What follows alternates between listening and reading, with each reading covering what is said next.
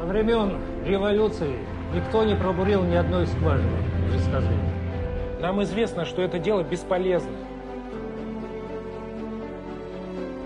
Ішінде өмір сүру қиындап бар.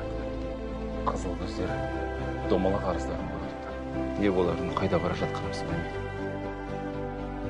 Жезказганский район является крупным центром медных руд в Советском Союзе. Раскулачивание.